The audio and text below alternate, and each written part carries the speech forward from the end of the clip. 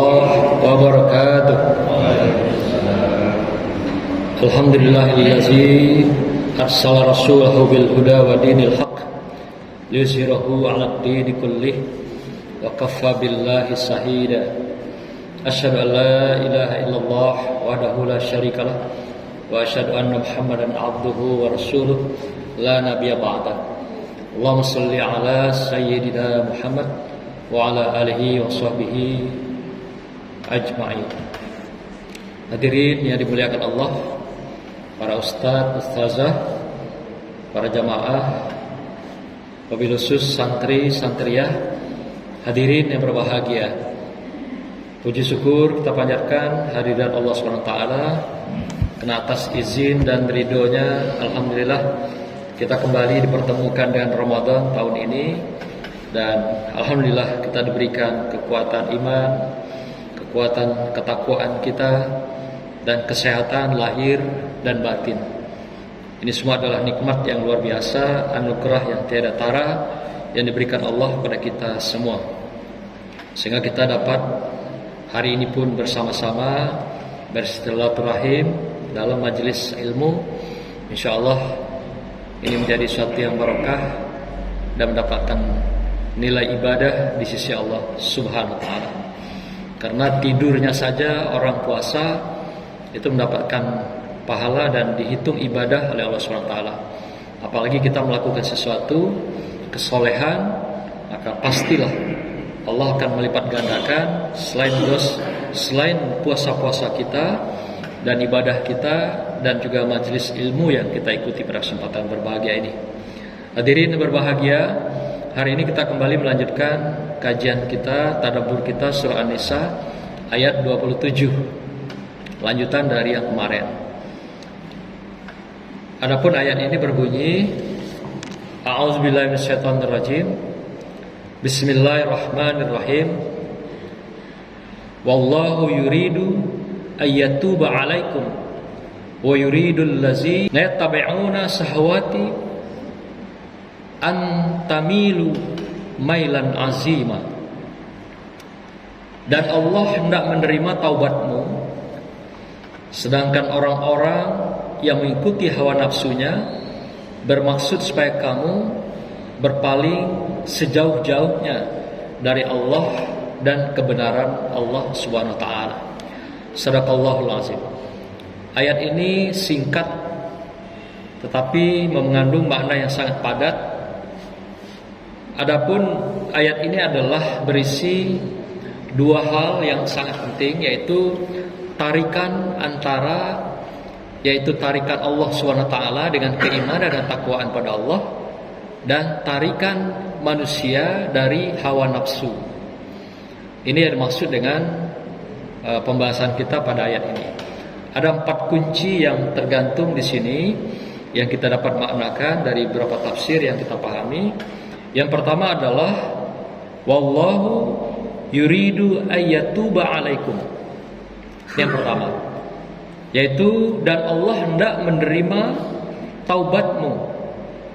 Artinya ini sama dengan pembahasan yang lalu pada berapa minggu kemarin, bahwasanya Allah membuka pintu taubat, dan wajib bagi Allah membuka pintu taubat bagi umatnya di dalam ketika hambanya ingin menyatakan diri taubat kepada Allah SWT. Artinya kapanpun dan dimanapun pintu taubat itu dibuka oleh Allah SWT, sepanjang, kata mufassirin, matahari tidak terbit di barat. Artinya sepanjang matahari terbit di timur, pintu taubat masih dibuka. Artinya kita boleh datang dari manapun. Kemarin sudah kita sampaikan ada 5 pintu yang bisa kita lakukan untuk menuju Allah, untuk mendapatkan taubahnya Allah. Nah, dalam ayat ini kembali Allah tegaskan bahasanya Allah meminta kita. Kalau kemarin membuka pintu-pintu, sekarang meminta kita. 2 kali malah disebut dalam ayat ini. Jadi artinya setiap kita melakukan sebuah kezaliman, kejahatan, kemungkaran, taubatlah sekecil apapun. Kembalilah kepada Allah SWT. Karena Allah lah yang memberikan jalan untuk kita bisa menikmati kedamaian, ketenangan, keharmonisan, dan juga kebahagiaan setiap hambanya bagi yang mau mendekat kepada Allah Subhanahu wa ta'ala. Maka itu ayat ini adalah tarik-menarik antara keimanan seseorang yang mau membuka diri untuk taubat pada Allah dan mendekat kepada Allah dengan tarikan hawa nafsu, yang setiap saat kita ditarik oleh hawa nafsu. Apakah dengan nafsu-nafsu yang terendah yang kemarin kita kenal dengan fujurahum, seksualitas, atau juga nafsu yang butunuhum, perut kita, nafsu juga, atau nafsu yang ketiga hawahu, yaitu kesombongan, kecongkakan, yang semuanya itu dikelola oleh nafsu amarah kita.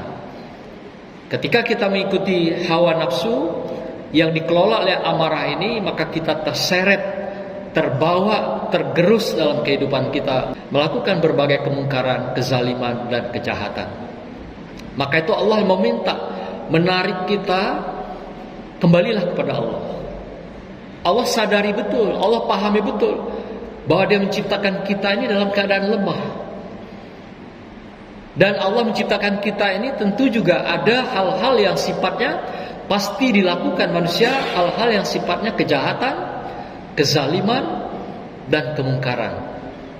Wa khuliqul insan dhaifan, dan diciptakan manusia itu dalam keadaan dhaif, lemah, berkekurangan, walaupun dia sebenarnya diberikan kesempurnaan karena ada akalnya. Tapi akal kadangkala dan hati kita sering terseret oleh arus nafsu yang ada di dalam diri kita masing-masing.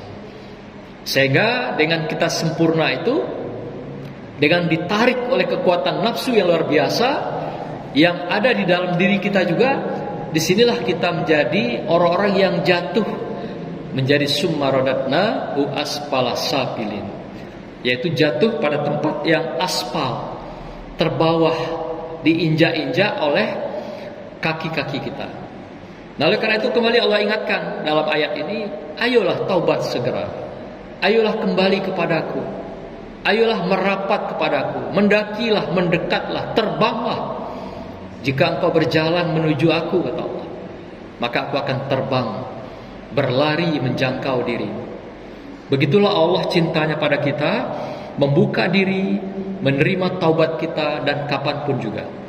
Ingatkah kisah, yaitu orang yang setelah membunuh 99 orang, dia bertanya kepada orang-orang yang ditemuinya. Setiap dia temui ingin menyatakan diri bertobat, dan siapa yang dia temui selalu mengatakan, tidak ada lagi tobat untuk dirimu yang sudah membunuh sampai puluhan orang. Akhirnya orang yang mengatakan demikian, dia bunuh lagi sampai 99 orang-orang yang terbaik, ulama, alim, dia temui. Kisah ini pada zaman Nabi Musa alaihissalam. Dalam hadis yang diriwayatkan oleh Bukhari, Muslim, hadis ini sahih. Jadi dikisahkan begitu. Sampai ke 99 dia bunuh ulama, alim, dan orang yang tidak bisa memberikan jalan untuk dia tobat. Lalu terakhir dia temui orang yang ke-100, seorang ulama juga, alim. Dia bertanya, wahai guru, tuan guru, adakah pintu tobat bagi saya? Karena saya sudah membunuh 99 orang. Adakah pintu tobat untuk saya? Kata si ulama ini, oh tidak ada. Orang yang sudah membunuh 99 orang itu dosa besar, dan engkau pasti masuk neraka, dan pintu tobat tidak ada bagimu. Begitulah jawaban yang ke-100. Maka yang ke-100 ini pun dibunuh oleh yang bersangkutan, karena menganggap bahwa tidak ada lagi pintu tobat, jalan keluar bagi dia. Maka dihabisi juga yang ke-100. Terakhir dia menemui seorang ulama juga, alim. Dia bertanya, wahai tuan guru, adakah pintu tobat bagi saya? Dan saya sudah membunuh 100 orang. Apakah Tuhan, apakah Allah masih membuka pintu tobat untuk saya? Lalu dijawab oleh ulama ini yang sangat arif, seorang yang hakim, yang bijaksana. Wahai saudaraku si fulan, sepanjang matahari belum terbit di barat, maka pintu taubat masih dibuka untuk engkau. Engkau tinggalkanlah desa ini, pergilah hijrah menuju desa yang di sana orang-orangnya adalah penyembah-penyembah Allah. Sementara di sini adalah orang-orang yang penuh dengan kemungkaran, kezaliman, dan tidak menyembah Allah. Mendengar jawaban ulama ini, si ustadz ini, lalu preman ini yang sudah membunuh 100 orang ini, pergilah hijrah meninggalkan desanya menuju desa yang dituju yang disebut oleh ulama tadi. Dalam perjalanan, singkat cerita, sang pembunuh 100 orang ini meninggal dunia. Belum sampai kepada desa yang dituju untuk dia bertobat, menemui seorang guru di desa itu. Dia sudah meninggal dunia dan sudah menghadap Allah SWT. Ketika dia meninggal, terjadilah perdebatan para malaikat, malaikat rahmah dan malaikat azab. Lalu malaikat rahmat mengatakan bahwa dia ini sudah menuju Allah. Artinya walaupun dia belum baik, belum sempurna, tapi karena dia sudah mendekati Allah, maka dia layak masuk surga, kata malaikat rahmat. Kemudian malaikat azab mengatakan, oh tidak bisa, dia tidak pernah melakukan kebaikan, tapi malah melakukan kejahatan, sudah membunuh 100 orang, sampai guru-guru ulama dia bunuh. Tidak ada kebaikan dia lakukan, apalagi ibadah. Amal soleh tidak ada, ibadah tidak ada, mana mungkin dia bisa kita masukkan ke dalam surga. Dia harus tempatnya di neraka. Lalu datanglah malaikat yang ketiga, penengah dari dua malaikat ini, mendengar pertikaian yang terjadi.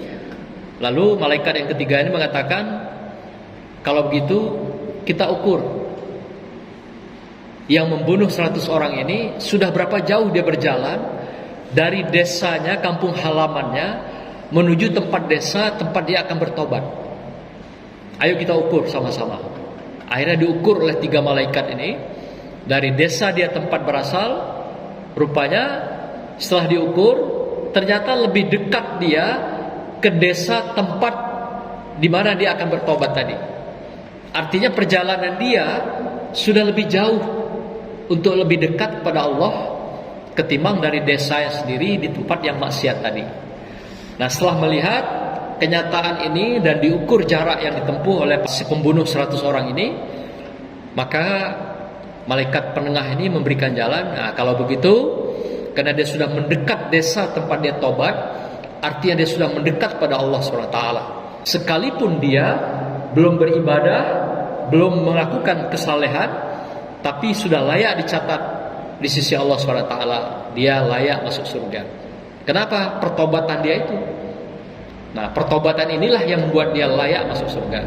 Maka diserahkan kepada malaikat rahmah untuk mengelola si preman ini yang telah membunuh 100 orang ini untuk dibawa ke dalam surga. Begitulah kisah hadis ini.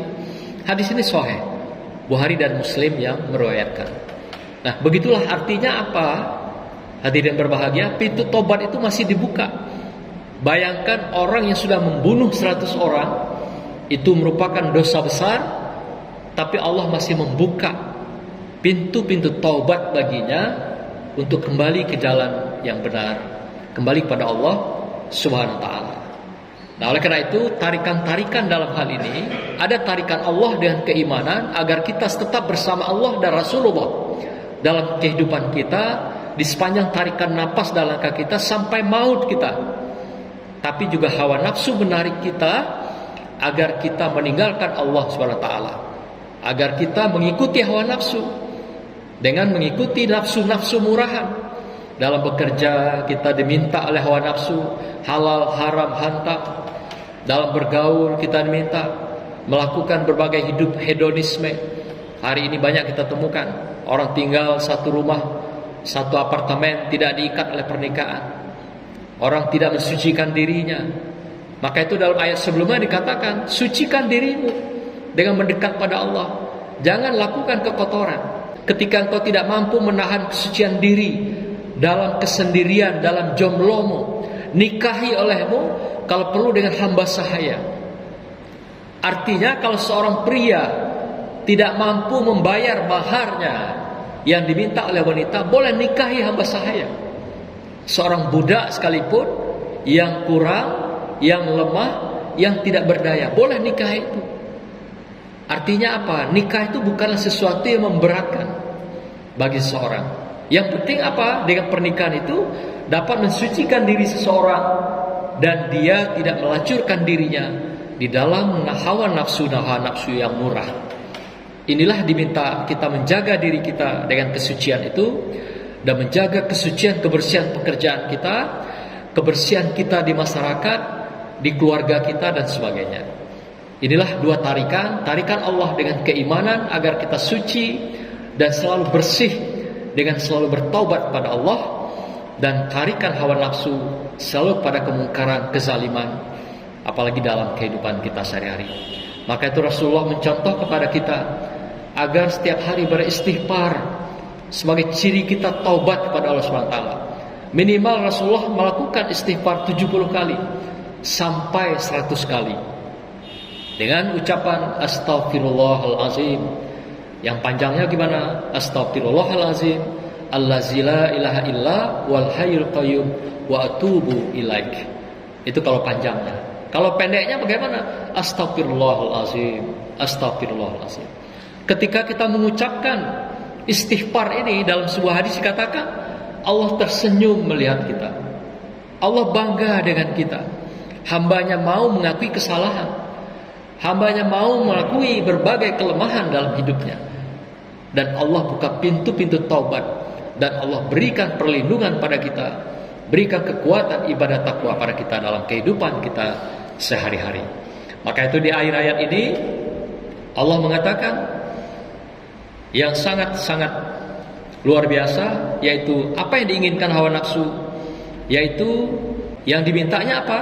Adalah antamil, agar kita berpaling menjauh dari Allah. Inilah selalu yang dia bisikkan, dia goda, dan itulah misi dia dalam kehidupan. Kemudian pada akhir ayat ini, mailan azima, sejauh mana dia akan menarik kita ke dalam kemungkaran kejahatan itu? Sejauh-jauhnya. Sejauh-jauhnya artinya kita meninggalkan Allah SWT, meninggalkan sholat kita, meninggalkan puasa-puasa kita, meninggalkan sedekah-sedekah dan amaliyah serta zakat-zakat kita, meninggalkan haji dan umroh kita. Ini yang diinginkan hawa nafsu, yang menarik kita dari keimanan, dari hidup dengan Allah, dengan kita ditarik menjadi kehidupan dalam hawa nafsu, sehingga kita berpaling dari Allah dan kita menjauh dari Allah sejauh-jauhnya. Dan nanti satu ketika saatnya kita bersama hidup dengan syaitan, iblis dan jin, baik di dunia dan di akhirat, sama-sama di neraka dengan mereka. Inilah tujuan akhirnya apa yang mereka peralat melalui hawa nafsu di dalam kehidupan kita. Semoga dengan puasa Ramadan tahun ini Allah telah anugerahkan nikmat yang luar biasa pada kita sampai pada puasa pada tahun ini, dan insya Allah kita dipanjangkan umur kita, diberkahkan umur kita, dan juga disampaikan hajat-hajat, tujuan-tujuan kita, dan diakhirkan kehidupan kita dengan husnul khatimah. Barakallah, demikianlah. Subhanakallahumma wa bihamdik, astaghfiruka wa atubu ilaik. Wassalamualaikum warahmatullahi wabarakatuh.